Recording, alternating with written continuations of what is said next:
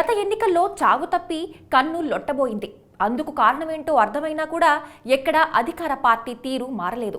కింది స్థాయి కేడర్ వైఖరి ప్రజలకు కంటగింపుగా మారింది. సమాజమంతా అదే చర్చ జరుగుతున్నా కూడా అక్కడి మంత్రి మాత్రం దాన్ని లైట్గా తీసుకోవడమే గత ఎన్నికలో ఆయనకు ప్రతికూల పవనాలకు కేవలం 441 ఓట్లతో ఎన్నికల ఏరు దాటడానికి గల కారణం. ఈసారి ఆ మంత్రి పరిస్థితి ఏంటి? కొప్పుల ఈశ్వర్ గెలుపు గుర్రమేనా?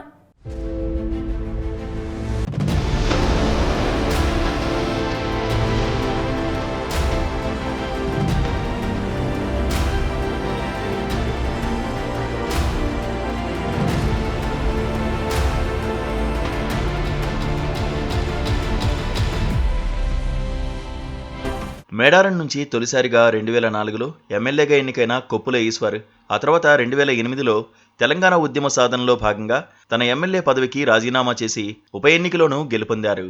2009 నియోజకవర్గాల పునర్విభజనలో మేడారం నియోజకవర్గం రద్దు కావడంతో ధర్మపురి నుంచి బరిలోకి దిగి గెలుపొందిన ఈశ్వర్ ఆ తర్వాత 2010లో జరిగిన ఉప ఎన్నికలోనూ జయకేతనం ఎగురవేశారు. ఆ తర్వాత కూడా మళ్లీ 2014లోనూ కొప్పుల్నే విజయం వరించిందంటే ఆయనపై ఆ నియోజకవర్గంలో ఉన్న విశ్వాసమే అందుకు కారణం. కానీ అప్పటికే ఆయన కేడర్ శృతిమించి వ్యవహరిస్తుండటంతో 2018 ఎన్నికల్లో పుట్టిమునిగినంత పనైంది. దాంతో తన చిరకాల కాంగ్రెస్ ప్రత్యర్థైన అడ్లూరి లక్ష్మణ్ కుమార్పై కేవలం 441 ఓట్ల తేడాతో గెలిచి చావు తప్పి కన్నులొట్టపోయిన పరిస్థితి తెచ్చుకున్నారు. 2018 ఎన్నికల్లో గెలిచిన ఈశ్వర్కు ఎస్సీ ఎస్టీ మైనారిటీ మంత్రి పదవి దక్కడంతో ధర్మపురి రూపురేఖలు పూర్తిగా మారిపోతాయనుకున్నారు. కానీ అందుకు భిన్నమైన పరిస్థితులు నెలకొన్నాయి.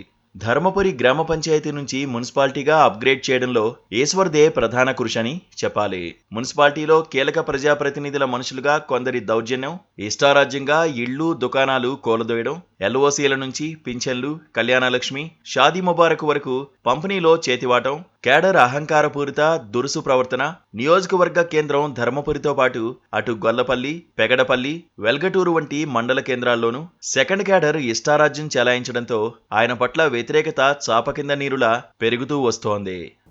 ధర్మపురి వంటి అద్భుతమైన టెంపుల్ సిటీలో రోడ్లన్నీ చిన్నాభిన్నమై కనిపిస్తూ ఉండటం, అండర్ గ్రౌండ్ డ్రైనేజ్, చాలా వీధుల్లో ఇప్పటికీ కనీసం మంచినీళ్లు రాకపోవడం, కరెంటు కష్టాలు, ఇలా చెప్పుకుంటూ పోతే జరుగుతున్న అభివృద్ధి కంటే కూడా చేయాల్సిందే ఎంతో మిగిలింది అనేది ఈ నియోజకవర్గాన్ని కళ్ళారా చూసిన వారికి ఇట్టే అర్థమవుతుంది.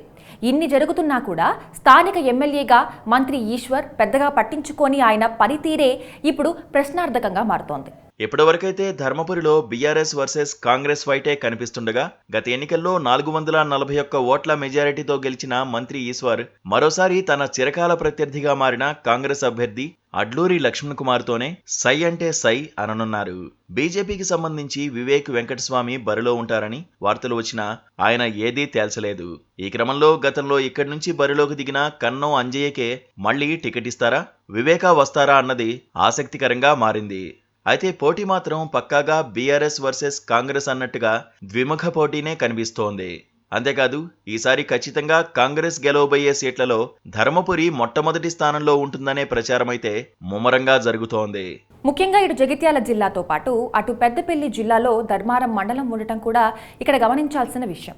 ఈ నేపథ్యంలో ఈశ్వర్ గెలుపైతే ఈసారి నల్లేరుపై నడకేమీ కాదు కానీ మంత్రి హోదాలో ఆయన ప్రభుత్వ అభివృద్ధి సంక్షేమ పథకాలతో మళ్లీ ప్రజల్లోకి వెళ్లేందుకు అవకాశాలు కూడా అదే స్థాయిలో మెండుగా ఉన్నాయి. సో ధర్మపురిలో చిరకాల ప్రత్యర్థి అడ్లూరి లక్ష్మణ్తో మరోసారి ద్విముఖ పోటీలో టామ్ అండ్ జెర్రీ ఫైట్ మాత్రం స్పష్టంగా కనిపించబోతోంది.